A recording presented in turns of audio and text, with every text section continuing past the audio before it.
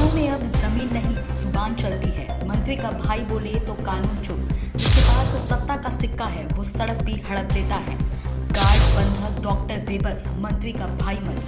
देखिए योगी राज में बुलडोजर कैसे अपनों पर फिसल जाता है। देखिए लखनऊ में सत्ता, जमीन और डर की कहानी। लखनऊ की सरजमी पर अब इंसाफ की नहीं, रसूख की सत्ता चल रही है। यहाँ सरकार के मंत्री के भाई खुद को कानून से ऊपर समझते हैं और पुलिस की मौजूदगी में जमीन पर कब्जा कर रहे हैं। ये कोई फिल्मी सीन नहीं है, ये यूपी की राजधानी लखनऊ की हकीकत है।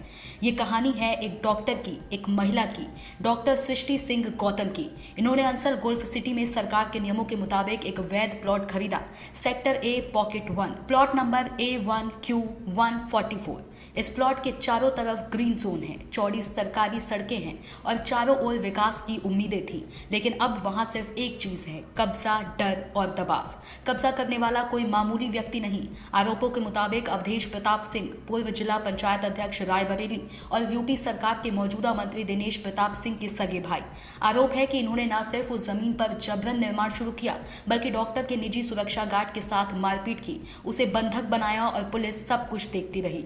हद तो तब हो गई जब पीड़िता ने सुशांत गोल्फ सिटी थाने में शिकायत दी, लेकिन कार्रवाई के नाम पर सिर्फ खाना पूर्ति हुई। थाने का चौकी इंचार्ज गार्ड को छुड़वाता है, लेकिन FIR आज तक दर्ज नहीं की जाती। सवाल उठता है, अगर आम जनता की रक्षा करने वाली पुलिस खुद सत्ता के सामने बेबस हो जाए तो आम आदमी जाए तो कहां।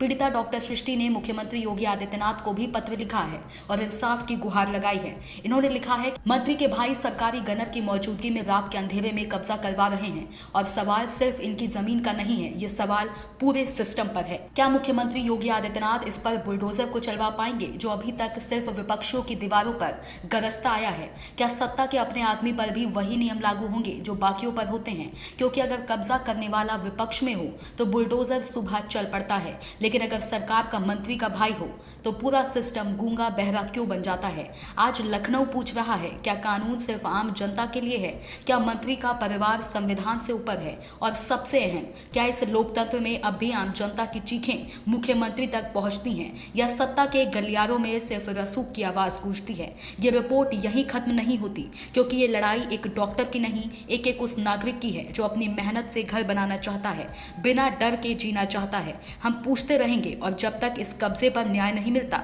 ये सवाल हर रोज आपके सामने दोहराते रहेंगे। लखनऊ से राहुल तिवारी की रिपोर्ट। सब्सक्राइब करें साम टीवी, क्योंकि हम आ गए हैं अब आपके बीच। दिखाएंगे सत्ता के वादों और अपराधियों के एक एक कारनामे की हकीकत।